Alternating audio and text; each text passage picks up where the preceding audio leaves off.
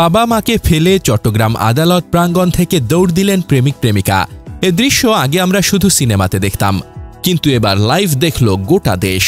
সামাজিক মাধ্যমে ভাইরাল হওয়া ভিডিওতে দেখা যায় এক জায়গায় দাঁড়িয়ে আছে অনেক মানুষ, সেখানেই দুই পক্ষ, মেয়ের বাবা মা, ছেলের পরিবার, সাথে মাঠ পর্যায়ের দর্শক টিম, যারা মোবাইল রেকর্ড অন করে প্রস্তুত ছিলেন দেখি কি হয় মোডে।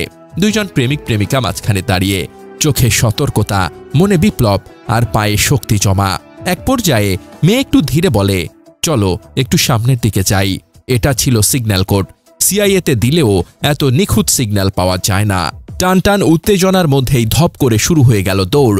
শুরুতেই এমন স্পিড, মনে হচ্ছিল টোকিও অলিম্পিকের 100 মিটার ফাইনাল চলছে।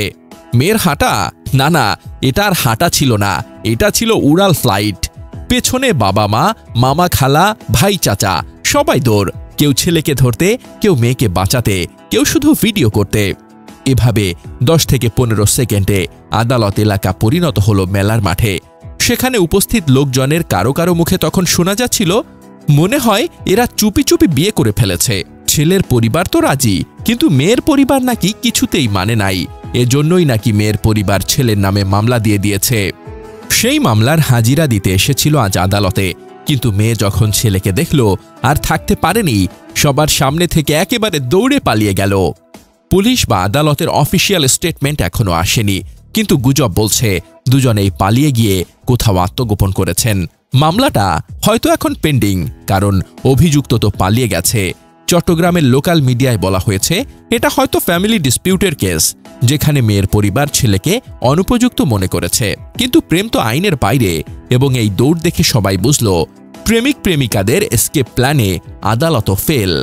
সমাজের দিক থেকে এটা একটা মজার রিমাইন্ডার, প্রেমের গল্পে পরিবারের সম্মতি জরুরি, কিন্তু যদি না হয় তাহলে দৌড়ের প্র্যাকটিস করুন। বাংলাদেশে এখন এমন ঘটনা নতুন নয়। মনে আছে সিলেটের সেই ট্রেন স্টেশন পালানো? কিন্তু আদালত থেকে এটা টপ লেভেলের ক্রিয়েটিভিটি।